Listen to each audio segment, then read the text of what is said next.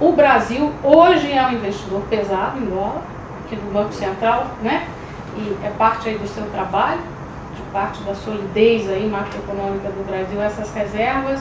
Qual é o seu sentimento, qual é a sua posição a esse respeito? São duas coisas diferentes. No caso das reservas, é uma questão mais simples. Porque as reservas brasileiras, elas não são para especular qual moeda vai valorizar mais. A reserva brasileira é uma proteção da dívida externa brasileira. Então as reservas brasileiras têm um grande componente que é simplesmente um hedge da dívida externa. E depois tem um componente bem menor, que é exatamente aquela parcela de livre aplicação. A parcela maior, que é o hedge da dívida externa brasileira, essa está aplicada na mesma moeda da dívida externa brasileira, que é fundamentalmente o dólar. Pois não. Aí sobe dólar, desce dos dois lados. Quer dizer, lá no Banco Central nenhum do mundo adota uma política de especular com a reserva. A dívida externa do país é de um jeito, ele bota em outra moeda para ver se ganha o pé. Você não faz uma especulação dessa monumental, né, com os recursos do país. Tá certo? Então, a reserva ela está aplicada na mesma moeda da dívida. Portanto, sobe junto, desce junto, tudo bem. A parte menor, 10%, um pouco mais, que é acima da dívida externa brasileira, essa parcela é aplicada segundo a distribuição da corrente de comércio brasileira. Tá certo? Então, o dólar é uma parte menor dessa parte. Em dito isso, o Brasil hoje, de fato, é um país muito valorizado. O Brasil hoje começa a ser reconhecido no mundo todo, algo que nós falamos há vários meses, muita gente não levava a sério. O Brasil vai sair mais forte da crise.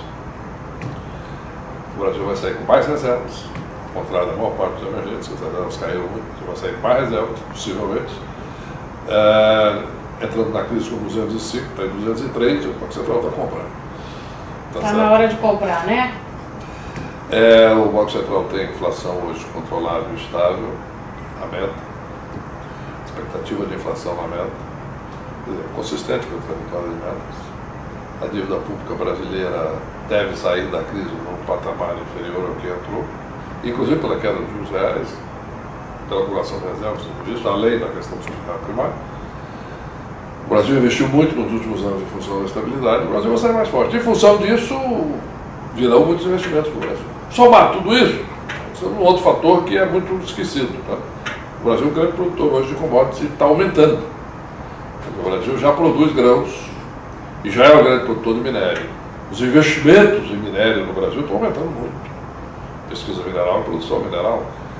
Com a Ferrovia Norte-Sul, a capacidade de produção de grãos no Planalto brasileiro vai ser muito grande. A expansão da fronteira agrícola no Brasil, que será gerada pela Norte-Sul, em adição ao que já aconteceu nos últimos décadas, é muito grande. E o pré-sal? O pré-sal vai gerar um excedente exportador de petróleo, que estimativas que eu vi de maiores autoridades do setor no mundo, é coisa para um século. Então, tudo isso vai gerar um saldo de dólares.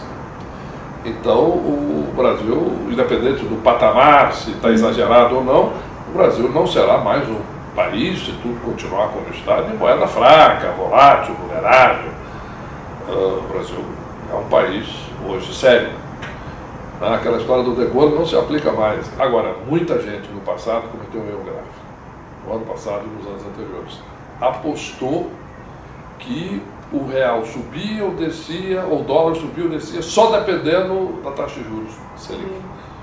E com isso eles apostaram que o dólar só ia cair contra o real e fizeram os tais derivativos tóxicos e perderam bilhões e criaram problema para suas empresas e para a sociedade brasileira.